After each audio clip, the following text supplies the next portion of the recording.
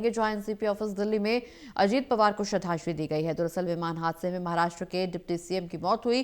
PM Modi सहित कई नेताओं ने दुख जताया है। महाराष्ट्र के 3 दिवसीय राजकीय शोक का महाराष्ट्र में ऐलान भी किया गया है। तो बड़ी खबर, जहां विमान हादसे में महाराष्ट्र के उप मुख्यमंत्री अजीत पवार का निधन हो गया और इस दौरान प्रधानमंत्री नरेंद्र मोदी, गृह मंत्री अमित शाह, इसके अलावा तमाम नेताओं ने उन्हें श्रद्धांजलि दी, शोक व्यक्त किया।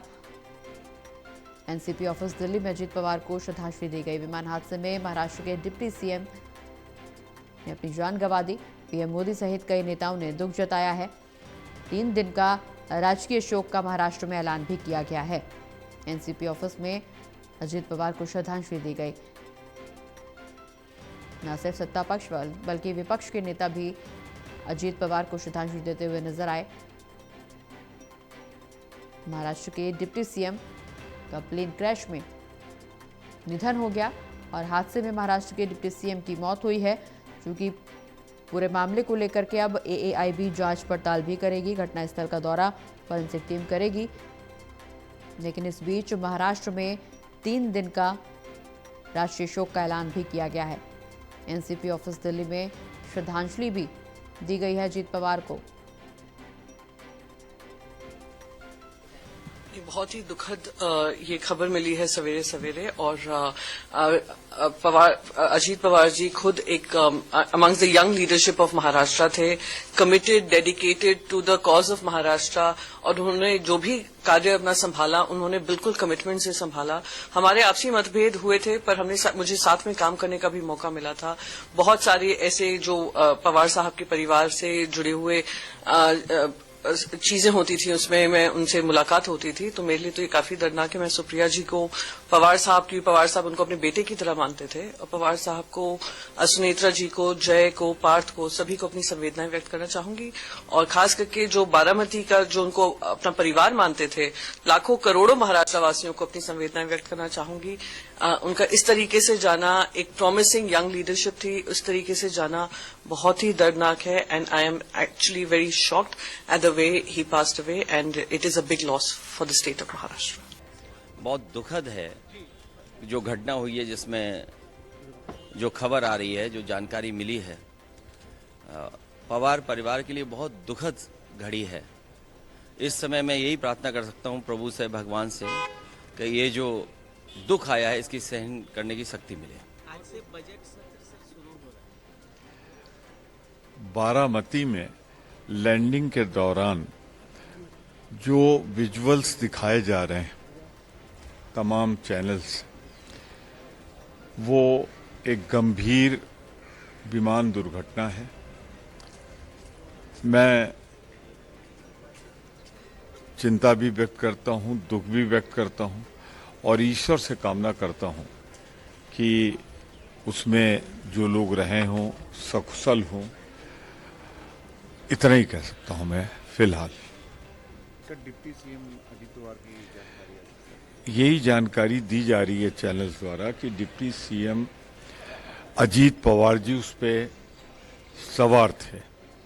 अभी कोई पुष्ट सूचना किसी तरह की नहीं है। मैं इतने ईश्वर से प्रार्थना कर सकता हूं कि मिरेकल्स होते हैं, वो सफल। तो महाराष्ट्र में 3 दिन का राजकीय शोक का ऐलान किया गया है। एनसीपी ऑफिस में अजीत पवार को श्रद्धांजलि भी दी गई। विमान हादसे में चूंकि महाराष्ट्र के डिप्टी सीएम की मौत की खबर निकल करके सामने आई, जिससे पूरे महाराष्ट्र में, न सिर्फ महाराष्ट्र में बल्कि देश भर में राजनीतिक गलियारों में शोक की लहर।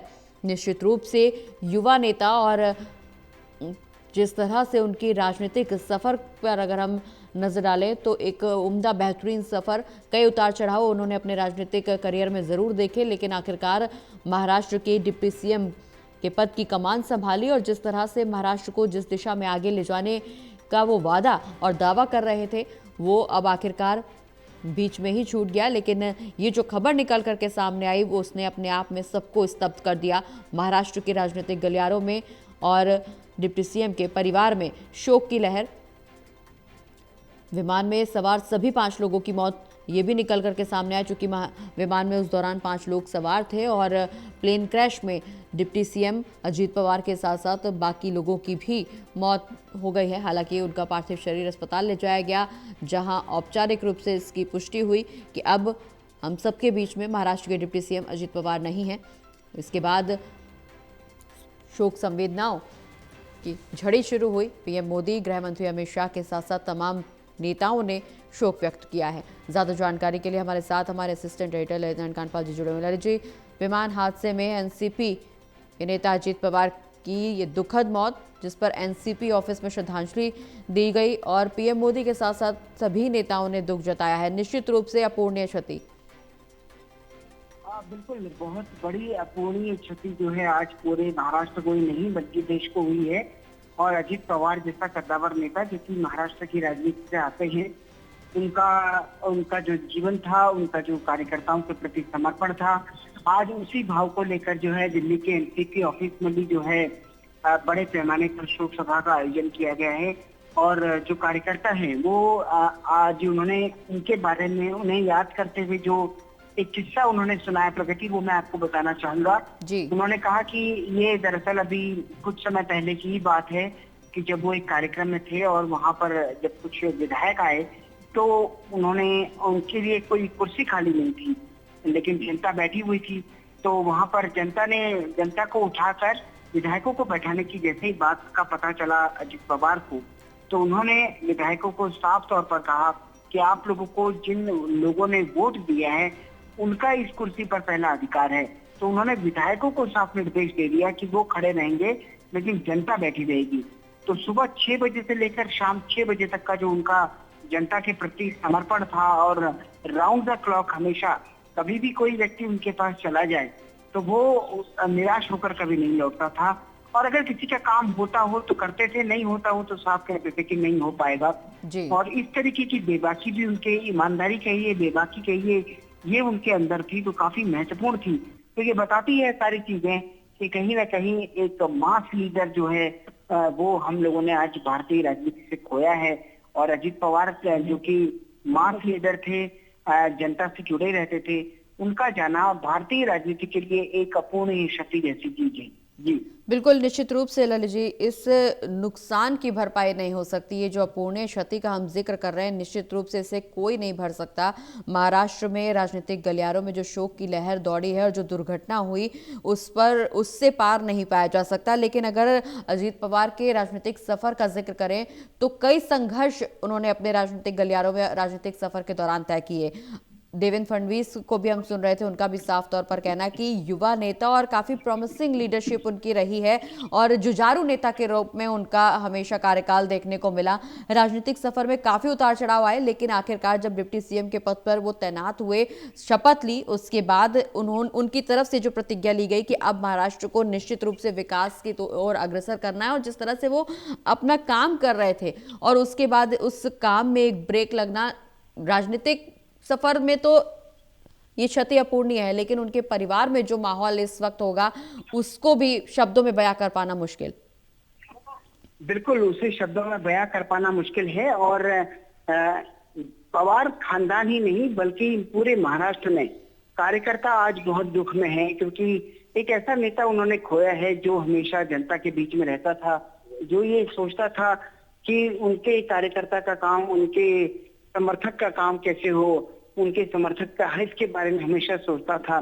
और इसी का नतीजा है कि आज जैसे ही ये समाचार आया तो उसके बाद प्रधानमंत्री नरेंद्र मोदी हों, गृह मंत्री अमित शाह हों, या सभी बड़े नेता जो देश के हैं, उनका जिस तरीके से रिएक्शन इस पर आया वो अपने आप में काफी महत्वपूर्ण है। वो ये बताता है कि कहीं ना कहीं उनका जो कद था वो काफी बड़ा था और उन्होंने जो जनता से कमाया था, आज ये उसी का नतीजा है कि हर शख्स जो है उसकी आंखें गंभीर हैं। कार्यकर्ता आज ऐसा महसूस कर रहे हैं जैसे अपने सर से उसके छत छिन गई हो। तो कुछ ऐसी ही परिस्थिति आज सभी एनसीपी कार्यकर्ताओं की और देश भर में है कि अजीत पवार की जो एक तरीके से फॉलोइंग थी, अजीत पवार की जो कार्यकर्ताओं से मिलने का तरीका था, वो आज सबसे ज्यादा उनको याद आ रहा है कि आखिरकार एक बड़ा नेता उन्होंने गवा दिया है। जी बिल्कुल, निश्चित रूप से जमीन से जुड़े नेता कार्यकर्ताओं की, न सिर्फ कार्यकर्ताओं की बल्कि महाराष्ट्र के साथ साथ देश भर के नेताओं की, चाहे वो सत्ता पक्ष हो या विपक्ष हो, सभी की आंखें गमगीन नजर आ रही हैं। आंखों में पानी सभी के नजर आ रहा है। पीएम मोदी, गृह मंत्री, सभी ने शोक व्यक्त किया है। लेकिन इस दौरान न सिर्फ सत्ता पक्ष बल्कि विपक्ष के तमाम नेताओं की तरफ से भी ललित जी शोक संवेदनाएं व्यक्त की गई। लेकिन खास बात यह कि ममता बनर्जी ने पूरे हादसे की जांच की मांग भी की है।